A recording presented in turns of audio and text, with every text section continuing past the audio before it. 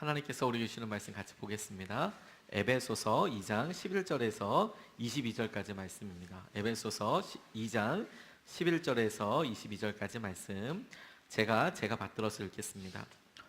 그러므로 생각하라. 너희는 그때에 육체로는 이방인이요 손으로 육체를 행한 할례를 받은 무리라 칭하는 자들로부터 할례를 받지 않은 무리라 칭함을 받은 자들이라. 그때에 너희는 그리스도 밖에 있었고 이스라엘 나라 밖의 사람이라. 약속의 언약들에 대하여는 외인이요 세상에서 소망이 없고 하나님도 없는 자이더니 이제는 전에 멀리 있던 너희가 그리스도 예수 안에서 그리스도의 피로 가까워졌느니라. 그는 우리의 화평이신지라 둘로 하나를 만드사 원수된 것 곧 중간에 막힌 담을 자기 육체로 하시고 법조문으로 된 계명의 율법을 폐하셨으니 이는 이 둘로 자기 안에서 한 새 사람을 지어 화평하게 하시고 또 십자가로 이 둘을 한 몸으로 하나님과 화목하게 하려 하심이라. 원수된 것을 십자가로 소멸하시고 또 오셔서 먼 데 있는 너희에게 평안을 전하시고 가까운 데에 있는 자들에게 평안을 전하셨으니 이는 그로 말미암아 우리 둘이 한 성령 안에서 아버지께 나아감을 얻게 하려 하심이라. 그러므로 이제부터 너희는 외인도 아니요 나그네도 아니요 오직 성도들과 동일한 시민이요 하나님의 권속이라. 너희는 사도들과 선지자들의 터 위에 세우심을 입은 자라. 그리스도 예수께서 친히 모퉁이 돌이 되셨느니라. 그의 안에서 건물마다 서로 연결하여 주 안에서 성전이 되어가고 너희도 성령 안에서 하나님이 거하실 처소가 되기 위하여 그리스도 예수 안에서 함께 지어져 가느니라. 아멘. 하나님 말씀입니다. 아멘. 오늘 관계에 대해서 우리가 6번째 시간으로 함께 생각해보고 기도해보고 싶습니다. 절대로 어울리지 않을 것 같은 사람을 견원지간이라고 이야기하죠. 개랑 원숭이가 그렇게 사이가 나빴는지 전 몰랐습니다. 견원지간이라고 할 때 어떻게 하나 될 수 있겠나 싶은 생각이 드는 그런 경우를 이야기할 때 야, 이 왼수다 싶을 만한 절대 섞일 수 없다. 물과 기름이다.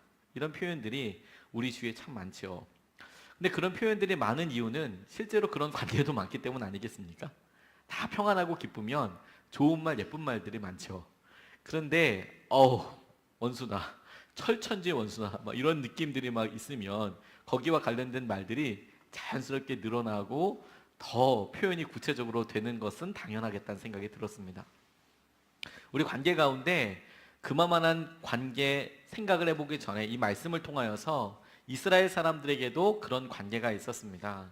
같은 공동체 안에 있을 때 이들이 생각하는 유대인들과 그리고 이들이 생각했던 이방인들이 마치 견원지간처럼 원수가 아닌데도 원수 같은 느낌이 들 만큼의 깊은 마음의 쓴뿌리들을 가지고 있었습니다. 이유는 유대인들이 하나님께 감사하는 기도 제목에도 우리가 여자로 태어나지 않고 죄인으로 태어나지 않고 노예로 태어나지 않고 이방인으로 태어나지 않는 것에 대해서 감사할 정도로 버려진 사람, 어떻게 대책이 없는 사람으로 유대인들은 평생 그렇게 하고 살았거든요. 심지어 여러분, 유대인들이 로마에 의해서 정복당했을 때에도 그들의 물리적인 힘과 군사적인 힘은 로마에 의해서 압도당했지만 주위에 있는 여러 애굽이나 페르시아 같은 바사나 이런 나라에 압도당했지만 마음은 어떤 생각 갖고 있었냐면 너희들은 이방인이잖아. 그러니까 민족의 어떤 프라이드랄까 어떤 정체성이랄까 그런 마음이 똘똘 뭉쳐 있는 겁니다. 그래서 로마의 속주로 이렇게 살고 있었어도 에베소에 살고 있는 사람들끼리도 이방에 살고 있는 사람도 유대인들은 여전히 마음속에 저 이방인들 원래 저러는 거지 이런 마음을 갖고 있었고 이방인들은 또 이방인 나름대로 아무것도 없는데 저래 아무것도 없는데 꼭 아무것도 없으면서 저렇게 말하고 꼭 저렇더라 꼭 집안 꼭 그냥 사랑받는 것처럼 그렇게 하더라. 왜? 이방 사람들이 보기에 이 선민의식은 이스라엘 사람들이 갖고 있었던 이 생각은 너무 배타적이라고 생각이 들었거든요. 예수님이 바로 그것을 깨셨음에도 불구하고 유대 사람들이 그걸 함부로 버릴 수가 없었습니다. 그러니까 둘이 같이 있으면 나만 선택됐어 이렇게 생각하는 사람의 무리와 너희들은 노예보다 못해 이런 사고가 계속 이렇게 부딪히면서 어려웠던 것이죠. 그렇게 생각해 보면 우리 주위에도 생각나는 사람이 한둘 있지 않을까? 이런 생각을 합니다. 어떤 글을 보니까 뭐 사람들이 많이 하는 말들 중에서 혈액형 이야기를 많이 하더라고요. 태어날 때부터 섞일 수 없는 사람들이겠죠. 왜냐하면 혈액형은 중간에 바뀔 수가 없으니까요. 마치 견원지간처럼 우리가 야 태어날 때부터 운명적으로 절대 안 맞아 이렇게 생각하는 것처럼 혈액형도 꼭 그렇게 해서 너 성격이 그래 이렇게 생각하는 경우들이 있더라고요. 여러분 제 혈액형은 뭘까요? 이라고 이야기하시는 이유는 B형이 아주 못됐기 때문이라고 제가 들었습니다. 너무 크게 이렇게 막 B형 이렇게 얘기하시면 제가 저에 대한 내가 B형처럼 보였구나. 물론 여기 계신 B형들이 굉장히 마음이 B형이면 어떻다고 이렇게 얘기하실 수도 있겠지만 저는 여러분들의 기대와는 달리 O형입니다. 뭘 또 이렇게 많이 놀라세요? 네. 근데 여러분 우리가 지금 이렇게 이야기하면서 웃으면서 자연스러운 전제 한 가지를 발견할 수 있습니다. 우리가 사실 주위에 있는 사람들과 재미 삼아서 농담 삼아서 A형은 소심해. 그래서 서로 자기를 소개할 때도 저 A형이에요. 겁나 소심하거든요. 말 조심하세요. 겁나 소심하다고 막 이렇게 소개하기도 하고 나 B형이에요. 까칠해요. 뭐 이렇게 얘기하기도 하고 저 같은 O형은 뭐 화끈합니다. 뒤끝은 없어요. 뭐 이렇게 이야기하기도. B형? 잘 결정을 못해요. 이런 자연스러운 틀거리를 갖고 있어서 이야기를 하죠. 자기를 소개할 때. 근데 P와 관련해서 이런 이야기를 하지만 사실 이거 믿는 나라는 우리나라랑 일본밖에 없답니다. 해외에서는 오히려 별자리를 많이 믿는데요. 그것도 이상해요. 그런데 우리가 우리가 P로 태어났듯이 전혀 뭉칠 수 없어. 원래 저 사람은 저래. 운명이야. 근데 그게 진짜 맞는 말일까 하는 생각을 했어요. 제 주위에 가만 보니까 여러분들이 저를 B형으로 보셨던 것처럼 성격 참 독특해. 저는 사실 제 주위에 사랑하는 사람들은 다 B형이거든요. 제 주위에는 다 B형만 있어요. 저희 가족은 저 빼고 다 B형이에요. B형 거기다 또 자매들이에요. 와 이거 어떻게 되는 거야? 여기서 뭐 구체적으로 얘기해서 좀 그렇긴 하지만 우리 유기성 목사님 B형이에요. 그래서 B형 좋다고 이야기하신 거죠, 여러분. 그래서 B형이세요. 제 주위에 제가 좋아하고 사랑하시는 분들 다 B형이에요. 애누리 없이. 네. 그래도 전 잘 버티고 잘 살고 있지 않습니까? 꿋꿋하게. 사람이 성격 변하더라고요. 살고 나면 얼마든지 변하고 얼마든지 함께하는 것이죠. 그런데 이거에 대해서 어느 믿는 분들이 이렇게 이야기하셨더라고요. 피가 달라서 그렇다 이거 아니고 우리가 사실 다 똑같은 피다. 보혈로 한 피가 됐다 이렇게 이야기를 하시더라고요. 그리스도의 피 안에서 우리가 하나다. 저는 농담처럼 생각했지만 오늘 결론이랑 너무 비슷하다는 생각을 하게 됐어요. 생겨먹은 모습은 좀 다를 수 있겠죠. 그것 때문에 과학이 아님에도 불구하고 유사과학이라고 부르는데요. 과학이 아님에도 불구하고 그렇구나 재미있게 이렇게 나누는 거. 근데 그 재미있게 나누는 말들 가운데에서도 우리는 보혈로 생각이 다르고 환경이 다르고 지나온 배경이 다 달라도 얼마든지 하나 될 수 있다. 이것을 믿는 믿음의 전제에서 시작하는 게 너무너무 중요하겠다고 생각하게 됐어요. 혈액형을 그렇게 나누는 이유는 내 성격 변하지 않고 내 성격 네가 이해해 라는 관점이라면 아니야. 그리스도의 보혈로 우리 모두가 다 하나 될 수 있어. 형제야. 우리는 J형밖에 없어. 지저스잖아요. 우리는 그 형밖에 없어. 주님께서 우리에게 역사하여 주시고 이끌어 주시면 우리가 다 예수님 안에서 변해. 이것이 주님께서 우리에게 말씀하시고 도전하시는 방향이라고 생각하게 됐습니다. 그런데 이 말씀에 의지해서 우리가 지금 어려운 관계의 회복이나 어려운 관계들에 있어서 구체적으로 한 걸음을 나가려고 하면 어떤 일들을 붙잡고 한 걸음 나가면 될까? 그게 오늘 말씀을 통해서 우리가 같이 기도하고 싶은 내용입니다. 첫 번째로 주님께서 우리에게 주장하고 또 우리에게 만나게 하시는 것, 붙잡게 하시는 것이 무엇이냐면 십자가에서 만난 둘이라는 겁니다. 십자가에서 만난 둘. 14절, 15절, 16절까지, 18절까지 제가 부분 읽어보면 이렇습니다. 둘로 하나를 만드셨다. 15절, 이는 이 둘로 자기 안에서 한 세 사람을 지어 화평하게 하셨다. 16절, 또 십자가로 이 둘을 한 몸으로 하나님과 화목하게 하려 하셨다. 18절에 우리 둘이 한 성령 안에서 아버지께 나아감을 얻게 하려 하심이라. 이렇게 나와 있습니다. 예수 그리스도 안에서 십자가 안에서 하나가 된다. 이렇게 말씀하고 계시는 것이죠. 우리가 아무리 노력하고 아무리 생각하려고 할 때 방법이 없는 이유는 방법이 전혀 없는 게 아니라 예수님을 빼고 생각하면 전혀 없는 것이죠. 이해할 수 있는 방법이 전혀 없습니다.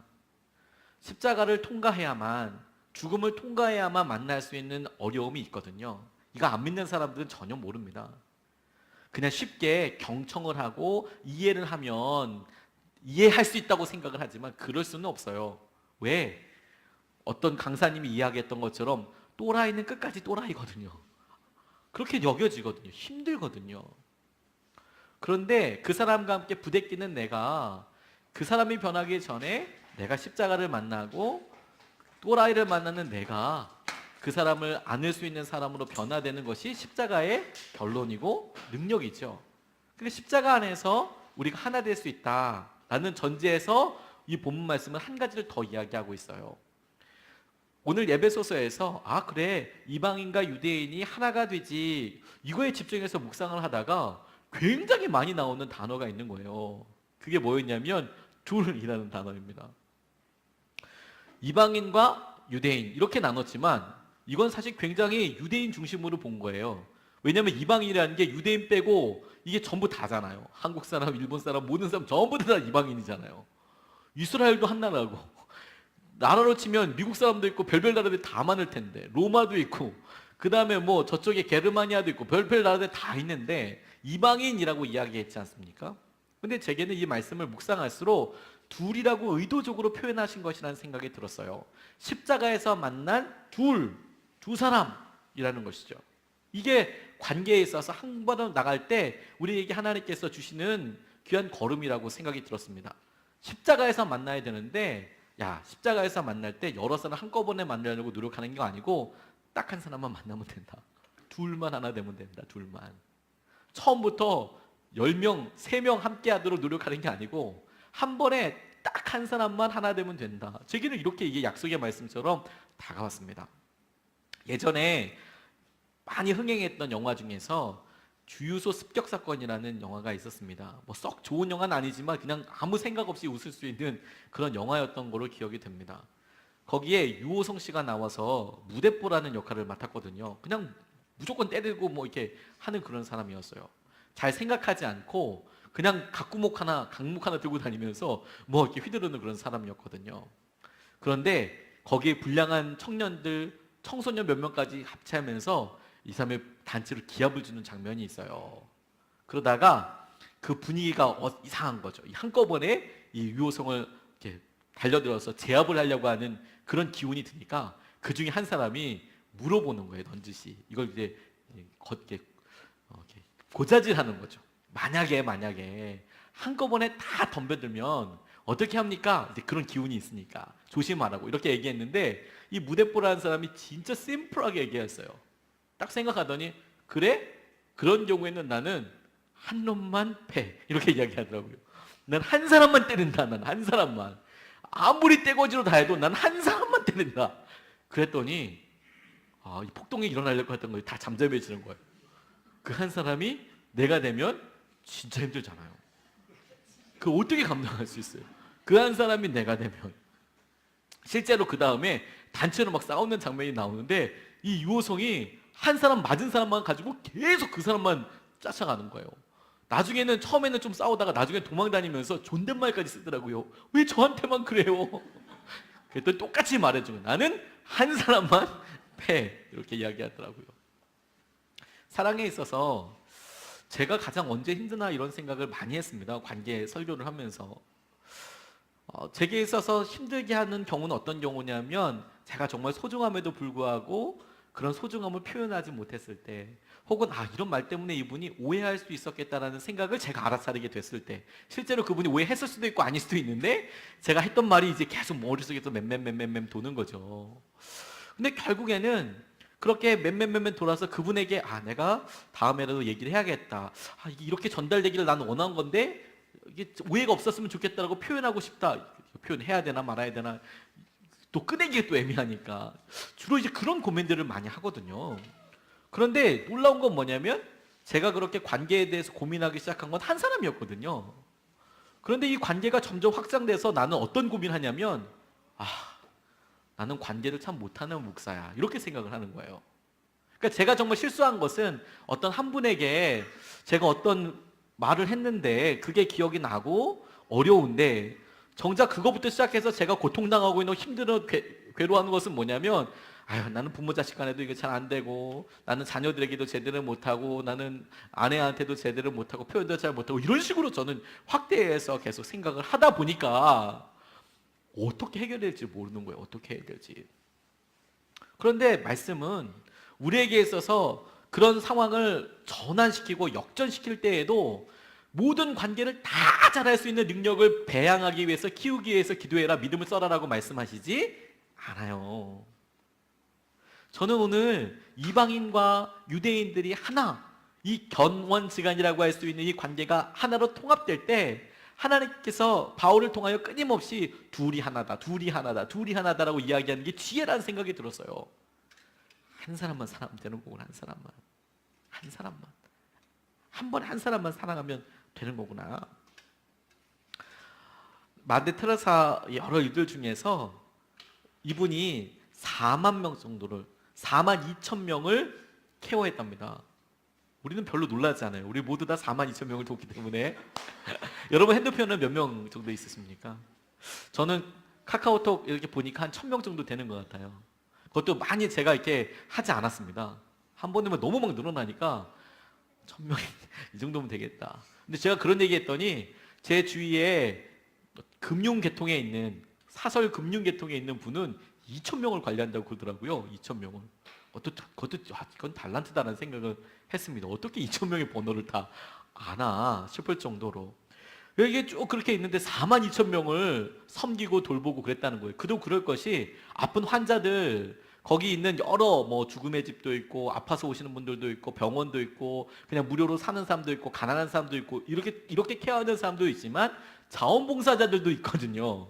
거기다가 함께 일하는 그 공동체 사람들도 있는 거죠. 그러니까 사람들 다 세어보니까 4만 2천 명이 된다는 거예요. 선생님들이 제가 학교 다닐 때는 60명, 70명이 한 반이었거든요. 그래서 맨날 시킬 때 사람 이름 부르지 않았습니다. 27번 이렇게 대답하셨죠. 그렇게 질문하셨어요.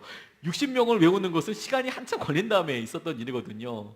그리고 시킬 때도 주번 너 뒤에 이런 식으로 갔어요. 뭐 기룽아 뭐 누구야 이렇게 부르지 않았어요. 1번 그 뒤에 그 옆에 이렇게 해가지고 그냥 막 이렇게 막 쭉 이제 갔죠. 뭐 살갑게 뭐 오늘 뭐 이렇게 얘기하지 않았어요. 그러나 이 4만 2천 명을 이야기할 때 어떻게 그런 사역을 다 했냐 그럼 이 사람이 그 주위에 이 마더 테레사를 굉장히 존경하고 사랑하는 사람들이 많았거든요. 그리고 본인 스스로가 그런 관계를 맺으면서도 헛헛함을 느끼지 않고 그 사역을 해낸 거예요. 그게 너무 신기하고 대단하지 않습니까? 저희는 한 10명만 그 명절 때 10명만 그냥 빡짝지껄 해가지고 그냥 통 안에 넣어가지고 한 30분만 흔들어 버리면 짜증 폭발해. 막 완전히 그냥 뭐 부글부글 끓잖아요. 3시간만 흔들어도. 근데 평생을 한 4만 명 되는 사람을 만나고 케어하고 막 이런 것들 너무 신기하죠. 근데 이분이 그 비결에 대해서 딱 한마디로 이야기했어요. 한 번에 한 사람씩. 너무 심플하지 않습니까? 4만 2천 명을 케어하고 만나고 영적으로 도움을 주고 아픈 사람 병케하고 죽어가는 사람 돌보고 싸매주고 씻어주고 우리 고아들 아이들 안아주고 이러는데 4만 2천 명을 케어하는데 한 번에 한 사람. 난 딱 한 사람만 사랑해. 이런 느낌처럼 내 앞에 있는 한 사람만 하게 했다. 주님께서 우리에게 너 앞에 있는 이방인, 너 앞에 있는 견원, 누가 원숭이고 누가 강아지인지는 모르겠지만 그 사람에 있어서 하나 될 수 있는 방법이 있어. 많은 사람이랑 하나 되기 위한 능력이 아니라 십자가에서 그 한 사람 만나게 해달라고 기도하고 붙잡는 거야. 이게 관계에 있어서 굉장히 중요한 거더라고요. 그 사람과의 관계에 있어서 필요한 것만 가지고 기도하고 하는 거지 마치 막 100명에게 필요한 리더십과 100명을 나눌 수 있는 그런 사랑을 달라고 기도한다니까요. 우리는 잠깐 이 사람의 못된 습관과 말투만 견딜 수 있는 믿음을 구하면 되거든요. 요 말만 제게 좀 안 들리게 해주십시오. 주님. 이렇게 말할 때만 귀를 확 닫아주십시오. 요것만 안 들으면 제게 너무 좋은 사람이라고 생각될 만한 그 정도 믿음이면 되는데, 우리는 어떻게 기도하냐면 마음이 심히 넓어져서 어떠한 말을 해도 마음이 요동치 아니하는 그런 기쁨을 달라고 그렇게 기도해요. 그러니까 우리 스스로도 좌절하는 거죠. 우리한테 필요한 믿음은 뭐? 요 사람 요 말 할 때만 살짝 안 들릴 수 있는 믿음을 달라고. 엔간한 건 찾겠는데, 요 성격 요거 부릴 때만 넘어갈 수 있는 그 사람에게 필요한 그 믿음, 그것만 구체적으로 구하면 되는 거거든요. 그게 첫 번째 걸음이라는 거예요. 두 번째로 붙잡은 것은 무엇이냐면, 주님과의 연관관계를 찾는 게 너무 중요하겠더라고요. 19절 20절 말씀이 이렇게 나와 있습니다. 그러므로 이제부터 너희는 외인도 아니고 나그네도 아니요 오직 성도들과 동일한 시민이요 하나님의 권속이라. 너희는 사도들과 선지자들의 터 위에 세우심을 입은 자라. 그리스도 예수께서 친히 모퉁이 돌이 되셨느니라. 이렇게 이야기하고 있습니다. 저는 이 말씀을 관계랑 같이 적용해서 생각하면서 실제로 머릿속에 떠올려 봤어요. 모퉁이 돌 어디에 있는 거냐면 건물과 건물 가운데에 있는 요즘은 우리나라는 이렇게 지을 때 머릿돌 지을 때 꼭 대문 옆에다가 머릿돌 이렇게 해서 실감이 별로 나지 않지만, 성이나 큰 건물들 예전에 지을 때는 벽돌이라는 게 그렇게 아주 딱딱하지만은 않았거든요. 그러니까 자연석으로 이렇게 했었어요. 그러면 어디가 제일 무게를 많이 받냐면 코너에 있는 것, 구퉁에 있는, 모퉁이에 있는 게 제일 크고 제일 딱딱하고 굳기가 제일 컸습니다. 아마 여러분 이렇게 생각해 보시면 될 거예요. 송전탑 있지 않습니까? 송전탑이 쭉쭉 가다가 이 송전탑 전기 방향이 바뀌는 곳이 있어요. 잘 보셨으면. 이 바뀌는 곳은요, 기둥이 어마무시하게 커요. 보통 이렇게 얇아가지고 에펠탑 같이 생겨서 이렇게 길게 해서 이렇게 밀면 떨어질 것 같은 도미노 같은 애들이 차례대로 벌판에 이렇게 서 가다가요, 이 송전탑이 직각으로 꺾이는 데나 이렇게 좀 휘는 데는요, 이게 네모 반듯하게 엄청 큰 그냥 이런 게 하나 서요. 힘이 배로 되기 때문이거든요. 마찬가지로 우리가 코너스톤 모퉁이 돌이라고 이야기하면 이쪽 건물 혹은 이쪽 벽, 이쪽 건물 혹은 이쪽 벽이 하나로 튼튼하게 연결되기 위해서 가장 중요한 가장 밑에 있는 그 돌, 이거라고 상상하시면 됩니다. 그럼 그렇게 상상해 보고 내가 어느쯤 있을까라고 저는 상상해 봤어요. 이 본문 말씀이 이야기하고 있는 것은 이거거든요. 그리스도께서, 예수님께서 모퉁이 돌이시고 선지자와 많은 앞에 있는 믿음의 선배들이 돌들이에요. 그리고 우리가 함께 지어져 가요. 그러니까 밑에 깔려 있는 것들은 그렇게 믿음의 선배들, 선지자, 뭐 이런 돌들이 이렇게 돌처럼 이렇게 있는 거, 같이 우리 연합해서 건물을 이루고 있는 것이고, 그리고 그 다음에 내가 그 어디에쯤 있는 것이야, 이렇게 말씀하고 있는 거거든요. 그렇게 지어져 가고 있는 것이다. 근데 그게 제가 이렇게 생각해 보니까, 그렇지, 내가 나로 그냥 가만히 있는 게 아니라 앞서 있었던 믿음의 선배들, 선지자들의 말, 우리에게 있어서는 바나바, 우리에게 복음을 처음 전해주었던 사람, 우리가 교회에서 영향을 직간접적으로 받았던 사람, 목사님, 심지어 우리의 자녀들, 이런 사람들이 같이 함께 지어져 가게 된다라는 겁니다. 근데 그런 관계에서 우리가 어떻게 하면 이런 힘들고 어려운 관계를 넘어설 수 있는가? 모퉁이 돌 된 예수님으로부터 우리가 어떻게 연결되어 있는지, 나는 어둠에쯤 연결되어 있고 저 사람은 어둠에쯤 연결되어 있는지, 이 연관관계가 우리가 인지하는 것이, 그렇지, 저 사람도 예수님 믿는 사람이지, 인지하는 것이 우리의 마음을 한결 더 편안하게 할 수 있다는 거예요. 교회 안에서도 그렇지만 예수님을 안 믿는 사람에게도 마찬가지입니다. 제가 어떤 책을 읽다 보니까 청년 사역을 하는 어떤 사역자가 있었던 일을 되게 마음에 닿게 이렇게 쓴 글이 있더라고요. 이분이 청년 사역을 하는데 청년부 학생들을 집에 초청한 겁니다. 저도 초청 정말 많이 했거든요. 뭐 집에 막 엄청 많이 왔습니다. 그리고 뭐 힘들었어요. 많이 오고. 왜 청년들은 자기들이 돈을 내면 안 된다고 생각할까요? 그 뭐 맨날 카드가 빵꾸 났었어요. 예. 무한정 긁어도 된다고 생각을 했나 봐요. 혹은 교회에서 준다고 생각했나 봐요.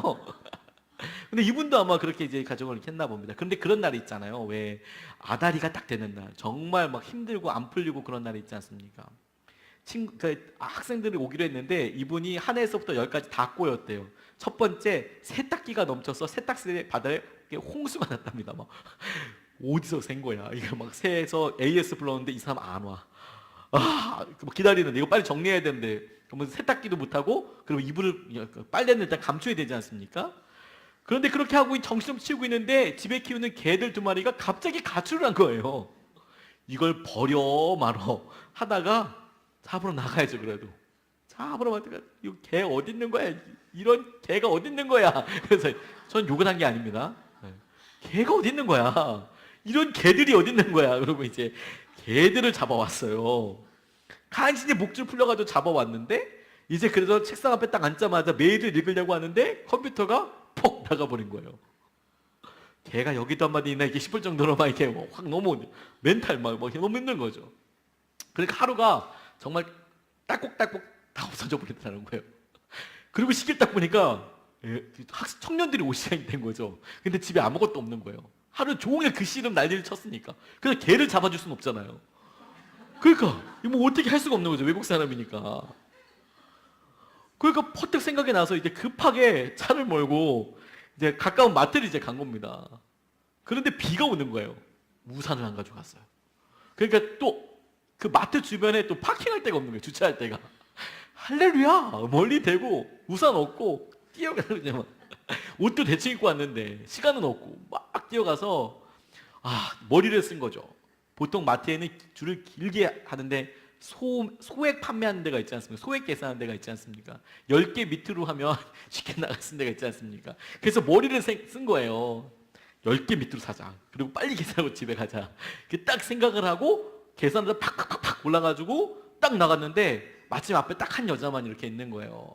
그 뒤에 숨을 이렇게 몰아쉬면서 딱 쓴 겁니다. 요 여자 나가고 내가 계산하고 나간다. 그런데 이 앞에 있는 여자가 너무 천천히 꺼내는 거예요. 하나씩. 그리고 10개가 넘어. 10개가 넘는 게 어딨어. 막, 그리고 뭐, 지갑도 잘 못 찾고 계속 앞에서 그러는 거예요. 여기서 막 그냥 막, 와, 이거 어떻게 해야 되나, 이게 막.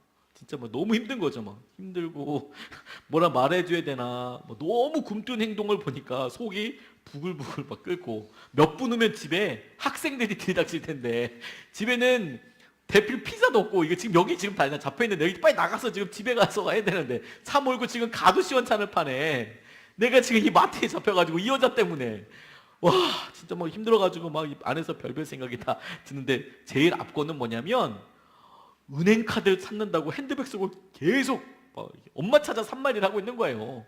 뭐 핸드백이 산말리도 아닌데 뭐 다 열고 막 지갑이 어딨지, 뭐 이 카드가 어디 있을까 막 찾고 있는 거예요.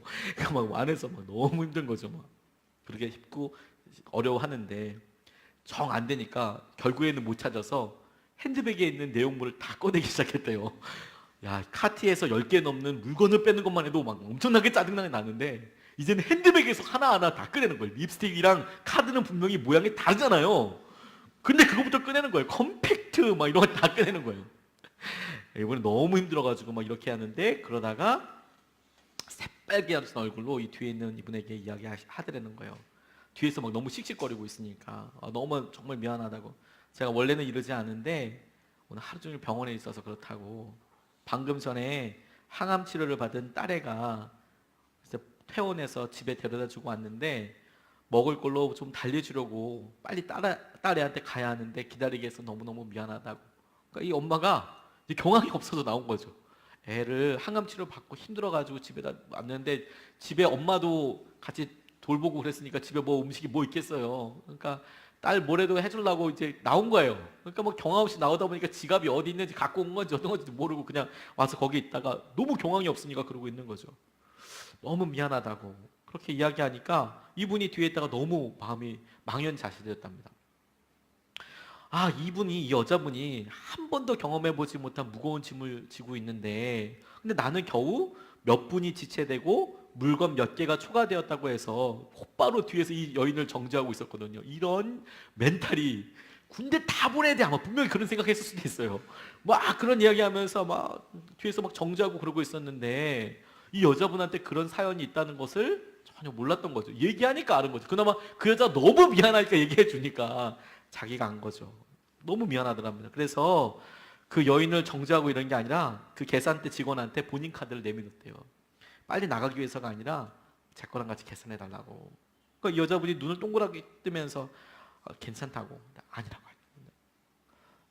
제가 대신 해드리겠다고. 그 여자분이 보기에는 엄청 후한 사람으로 보였겠지만 사실은 그게 아니고 이분이 회개의 몸짓으로 그렇게 했다는 거예요. 남을 정죄하고, 내가 이 사연도 모르고 굉장히 내가 사람을 정죄하고 내가 이런 데도 사역자인가 이런 생각이 들었다는 거죠. 그분이 예수님을 믿는지 안 믿는지는 모르더라도 내가 그런 사람이었구나. 그리고 계산을 마치고 천천히 이제 차로 돌아오는데 비가 오고 있는지 시간이 몇 시인지 그렇게 하나도 느껴지지 않더라는 거예요. 그리고 운전대 앞에 앉자마자 고개를 떨기고 이분이 펑펑 우셨대요. 고통 중에 있는 딸과 서둘러 집에 가려는 엄마, 그리고 감사할 줄 모르는 이기적인 나, 이걸 어떻게 생각해도 마음이 감당이 안 되는 것이죠. 주님께서 우리를 여러 사람들의 사연과 만남을 통해서 주님이 그를 어떻게 생각하는 사람인지, 그 뒤에 어떻게 일하고 계시는지, 어떤 사연을 갖고 계시는지 그것과 연결시키시거든요. 우리가 그 사람에 대해서 쉽게 정죄하고 그 사람에 대해서 쉽게 말하고 막 뒤에 있는 딴 사람이랑 막 이렇게 뭐 사바사바사바사 이렇게 하고 하는 이유는 뭐냐면 그게 하나님과 어떻게, 주님과 어떻게 연결되어 있는 사람인지 모르기 때문이에요. 그 사연을 다 모르기 때문에. 사람 사이에는요 많은 이야기가 있어요. 저와 저희 집사람 사이에도요 사랑하고 함께해서 행복한 것, 그게 사랑이다 행복이다라고 존재하는 게 아니고 많은 이야기가 있어요. 많은 이야기가. 그런데 하나님과도 많은 이야기가 있거든요. 주님이 모퉁이 돌이에요. 그리고 사람들이 선지자들부터 막 각자 그렇게 모양이 있어요. 그래서 그 돌이 거기 있기 위해 처음에 계획하신 분의 스토리가 있어요. 이야기가. 그리고 거기까지 그렇게 만들어져 온 거예요. 그러면 낫스로는 왜 이 사람이 여기 있어서 날 이렇게 힘들게 하는 거야 내 옆에 라고 생각할지 몰라도 이 건물을 쌓고 있는 설계자께서는 이 건물을 완성하려고 하는 그분의 계획 안에서는 그 모양과 그 형태와 딱 거기에 있어야 되는 그 스토리를, 그 사연을 안다면, 그걸 떠올린다면 내가 욕할 수 없는 거죠. 나한테 필요하려니, 주님과의 관계가 있는데 그러려니, 하나님께서 그렇게 행하시려니. 제가 이번 주에 성경 2도 끝냈습니다. 2018년 들어서. 별로 우리 놀라지 않습니다. 우리 매달 한 번씩 성경을 다 읽고 있기 때문에 우리는 그런 건 절대 놀라지 않아요. 4만 명씩 관리하고 성경은 일주일 한 달에 한 번씩 이렇게 읽고 그런 거 아니겠습니까? 인생 사는 게 다 그렇죠. 뭐 말씀을 그 정도는 읽어줘야죠. 그렇죠? 그래서 근데 읽는데 시편 읽다가 재밌는 말씀을 봤어요. 악인도 그 필요를 따라서 만드셨대요. 제가 그 얘기를 몇 번 줄 치면서 다시 읽었습니다. 악인도 그 필요를 따라서 만드셨대요. 악인은 왜 만드셨지? 이런 생각이 우리는 드는데 악인도 그 필요에 따라서 만드셨대요. 그러니까 내 옆에 그런 스토리를 갖고 있는 그 사람, 그 만든 그 사람을 내 불편해, 이거 힘들다 이게 아니라 하나님께서 같이 건물 지어져 가려고 하는데 거기다가 그냥 콕 심으셨어. 그리고 이 둘이 결합되기 위해서 뭘 석고를 바르실지 시멘트를 바르실지 뭘 할지 나는 몰라요. 왜? 우리는 돌이니까. 우리는 거기 들어가는 벽돌 같은 거니까. 설계하시는 분은 하나님이시고 거기다가 꼭 갖다 놓으신 계획도 하나님이시고 그걸 견고하게 뭘 어떻게든 하실 분도 하나님이시니까요. 우리가 그걸 받아들이고 갖게 하는 것이죠. 이 상황을 가장 견고하고 튼튼한 하나님의 집으로 만들어 가시기 위한 하나님의 완벽한 계획이라고 우리가 받아들이는 것이죠. 하나님께서 우리를 붙잡아 주신다. 두 가지를 나눴습니다. 첫 번째, 십자가 안에서만 하나 되는데 한꺼번에 100명이 아니라 한 사람만 내가 사랑한다고 생각한다. 두 번째, 스토리를 잘 기억하는 거죠. 하나님과 어떻게 같이 지어져 간다고 했으니까 내가 어떻게 하나님께서 부르심 받은 것처럼 저 사람도 하나님께서 그렇게 부르셨을 거야. 그 내용을 알 수 있어도 좋지만 모르다고 하더라도 하나님께서 이렇게 필요가 있으니까 두셨겠지. 그렇게 생각하는 거죠. 세 번째 스텝은 뭐냐면 성령 안에서 함께 지어져 간다는 것을 명심하는 거예요. 성령 안에서. 여기서 중요한 것은 함께예요. 함께. 18절 말씀해 보니까 우리 둘이 한 성령 안에서 아버지께 나아감을 얻게 하려 함이라. 한 성령 안에서 아버지께 나아감을 얻게 하려 함이라. 이렇게 나와 있거든요. 우리가 지금 완성형이 아니에요. 완성형. 우리가 완전히 다 지어져 있는 것이 아닙니다. 함께 지어져 가고 있대요. 그래서 내가 지금 나는 좀 괜찮은데 저 사람은 힘들어 이렇게 하고 있지만 사실은 내가 힘든 것만큼 저 사람도 나 때문에 힘들어요. 나 때문에 힘들어요. 어려워요. 왜? 우리도 계속 생각하지 않습니까? 멘트를. 웬만큼 얘기하면 제가 반응하지 않기 때문에 깊이 묵상해서 마음에 아플 만큼 충분히 묵상해서 걔한테 돌려줘요. 한번 죽어봐라 너도. 이렇게 그냥 확 이야기를 해버리죠. 그러니까 그 사람도 만만치가 않아요. 힘들어요. 그런데 그 사람이 나를 힘들게 하는 것 아니라 그 사람도 다루심 받고 있고 우리가 함께 다루심을 받고 있는 거예요. 지나가다 보면 공사 중입니다라고 있잖아요. 우리가 지어질 건물이 완성된 게 아니에요. 왜냐면 우리 삶이 변하잖아요. 완성되지 않아요. 아직까지는요. 언제 완성되냐면요. 주님 오실 때 완성돼요. 그리고 우리가 할 수 있는 노력은요. 죽을 때 끝나요. 일단 죽고 나면 노력은 할 수 없을 테니까. 잠잤다가 부활하게 될 테니까. 실제로 얼마 전에 우리 빌리 그레이엄 목사님 돌아가셨죠. 그런데 그보다 훨씬 전에 2007년에 루스 그레이엄이라는 분, 빌리 그레이엄의 아내 사모님이십니다. 루스 그레이엄이 돌아가셨어요. 그리고 묘비명을 이분이 또 생전에 남기셨어요. 생전에.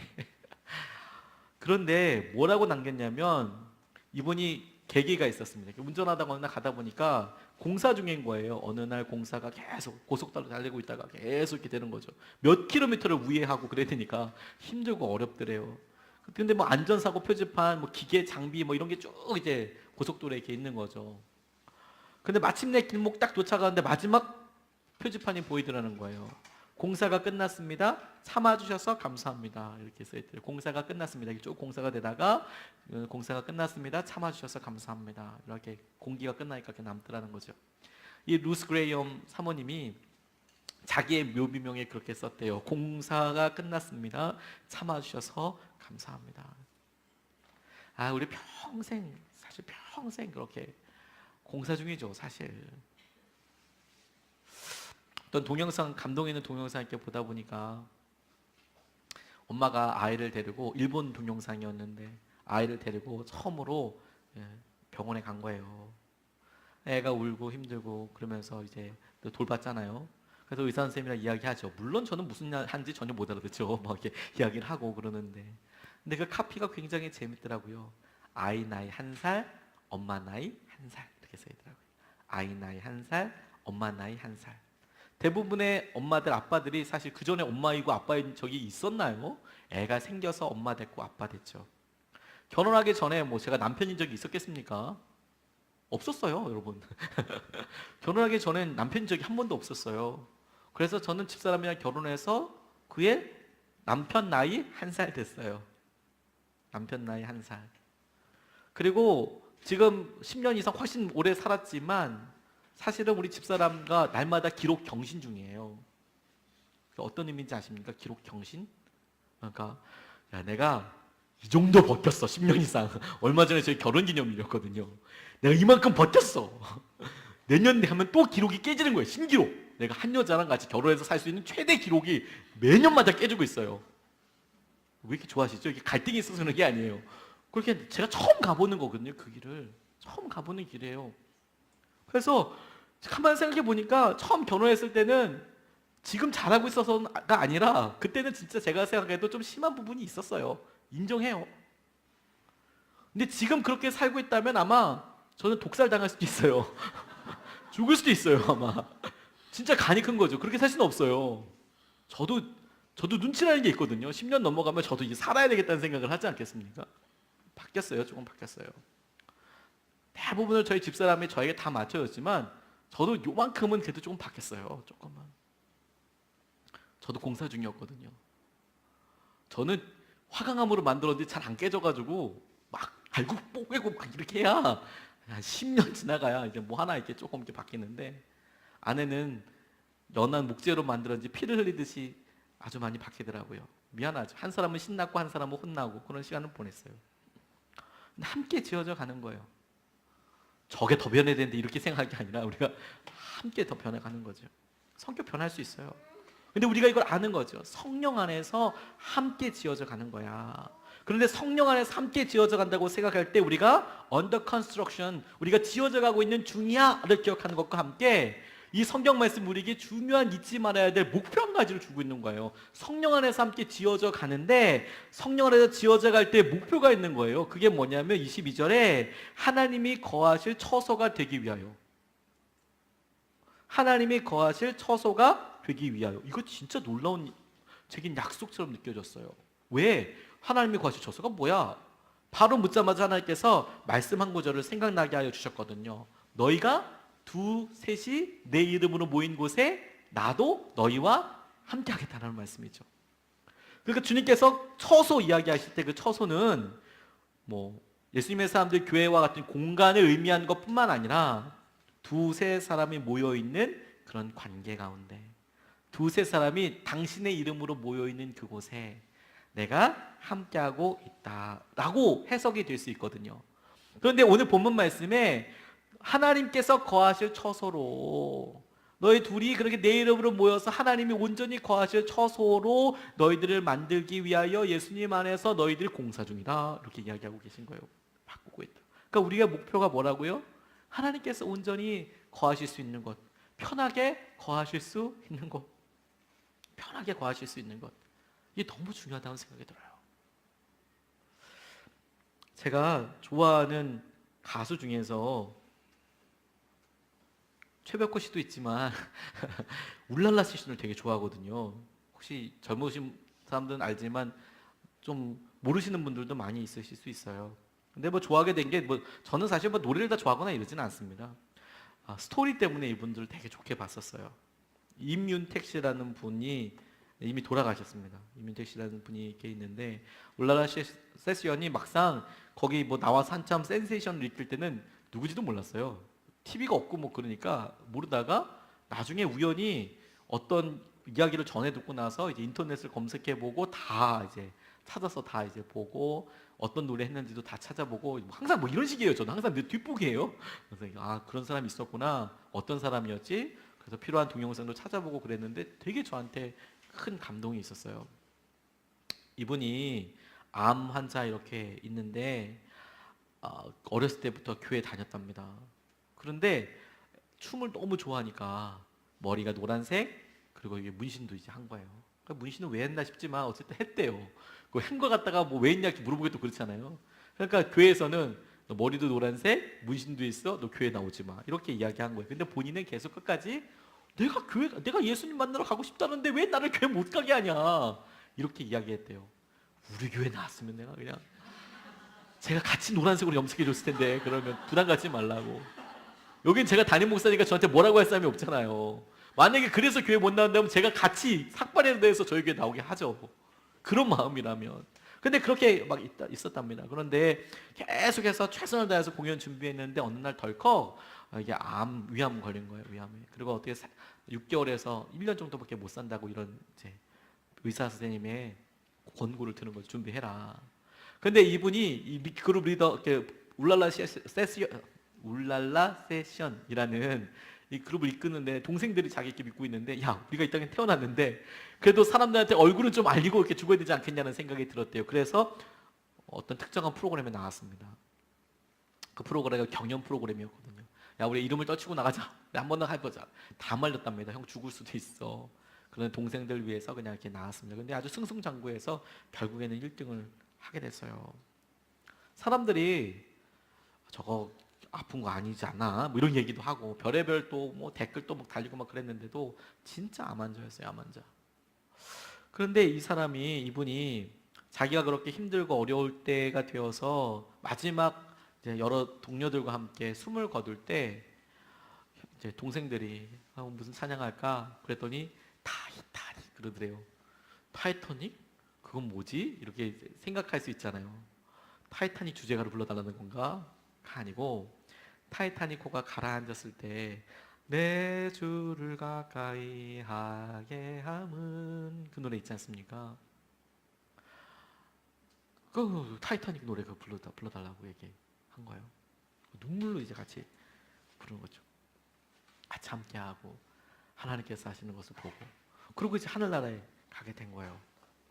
그런데 그렇게 친구들이 그 울랄라 세션 분들이 다 이제 독실한 크리스천이었어요.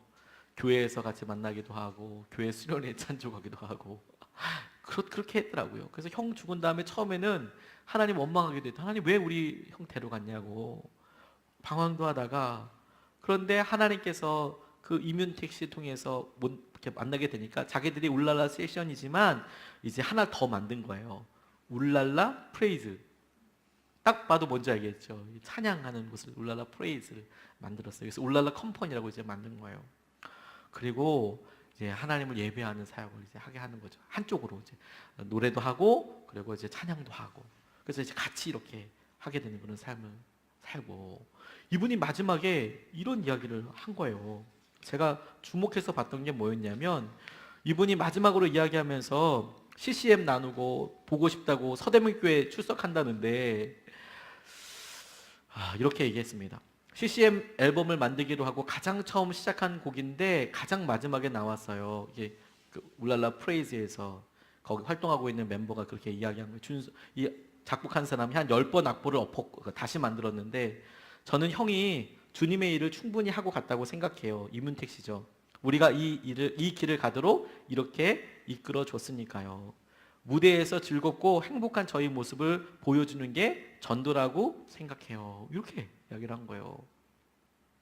나는 행복하게 이야기하는 거, 그게 내 전도라고 생각해요. 열심히 일하면서 그렇게 이야기하니까 저는 무릎을 딱 쳤어요. 그렇지, 우리 열심히 하는 거지. 열심히 함께 나아가는 거지. 노래를 열심히 하더라도 목표를 잃지 않으면 저는 그거 분명히 전도라고 생각해요. 목표가 있잖아요. 우리 목표는 명확하거든요. 그리스도 안에서 함께 지어져 가요. 왜? 하나님께서 거하실 처소가 되기 위하여. 하나님께서 거하시기 위해서 나도 주님을 부르고 그도 주님을 부르고, 우리가 주님 안에서 어찌됐건 간에 지금은 용납할 수 없는 영역들이 여러 개, 참기 진짜 어려운 해야 될 것들이 있지만, 죽음을 선포하고 나아가야 될 영역들도 있지만, 그럼에도 불구하고 하나님께서 하실 것을 함께 경험하게 될 것을 믿어. 목표가 같으니까. 진짜 맨 마지막에 이런 표현을 했더라고요. 팀에 대해서 정의하면서, 팀이란 자기 것을 포기할 수 있는 사람들 모임이다. 팀이란 자기 것을 포기할 수 있는 사람들 모임이다. 저는 이 말이 너무 마음에 들더라고요. 왜?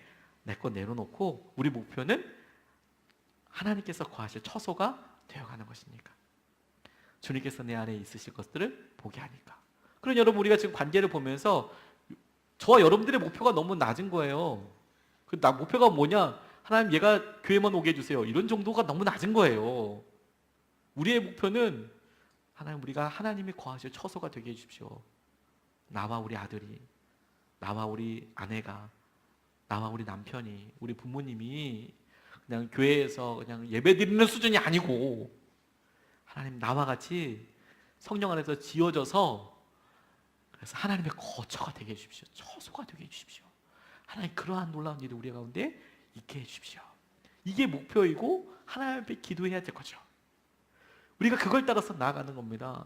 믿음을 쓰는데 날마다 그냥 하나님 그냥 교회 한번 나와주는 정도만 이렇게 기도하니까 하나님께서 좀 야하지 않냐? 좀 야하지 않냐? 하나님, 같이 아예 교회로 아예 공그리를 쳐주세요. 우리 아들이랑 우리 딸이랑 아예 교회 건물에다가 아예 그냥 공구리를 쳐서 절대 도망 못 가게, 다이나마이트로 폭파하지 않으면 뽀개지지 않을 정도로 아예 붙여주세요. 그냥 이렇게 기도하는 거 아닐까? 거할 처소로 하나님 만들어 주십시오, 하나님. 그래서 우리가 지금은 어렵고 힘들다고 하지만 하나님의 놀라운 은혜를 함께 누리게 되었기를 주님의 이름으로 축복합니다. 오늘 3가지 말씀을 같이 나눴는데요. 십자가에서 만난 둘이라는 거 기억하세요. 십자가에서 만날 수 있는데, 십자가에서 만날 때에도 10명, 100명 만나는 게 아니고, 그만한 믿음을 달라고 기도하는 거 아니고, 하나님, 내가 한 사람, 얘만 어떻게 붙잡고 같이 죽게 해주세요. 내가 믿음에 논기할게요. 내가 얘 안고 내가 얘 안고 내가 죽을 테니까 하나님, 얘를 나한테 주세요. 이 사람을 나한테 주세요, 하나님. 한 명만 처리하면 된다. 그리고 그 사람에 대해서 주님과 연관관계를 그어봐라. 나도 이렇게 기가 막힌 선배들의 만남을 통해서 이만큼 왔지만 이 사람은 나랑 상황이 달라도 이렇게 만들어져 가고 있고, 우리가 그리스도 모퉁이 돌 대신 그리스도 안에서 한 건물 지어져 가는 거, 그거 기억해라. 3번째, 우리가 같이 지금 지어져 가는데 under construction, 내가 지금 공사 중인데 그런데 목표가 있어요. 하나님이 거하실 처소를 나 혼자 내려면 되는 게 아니고 나를 힘들게 하는 쟤랑 내가 하나님이 거하실 처소가 되는 거다. 처소까지 되게 해주십시오. 한 번 왔다가 바람처럼 사라지는 인생이 아니라 크리스마스 때 한 번 왔다고 기뻐하지 않고 부활절 때 이거 기뻐하지 않고 하나님 아주 공구리를 쳐주십시오. 아주 그냥 하나님 완전히 하나 되게 해주십시오. 우리가 이렇게 오늘 같이 관계의 회복을 놓고 기도하고 믿음의 회복이 있었으면 좋겠습니다. 같이 우리 찬양하시고 이 시간 기도하겠습니다. 시선 같이 찬양하고 싶습니다.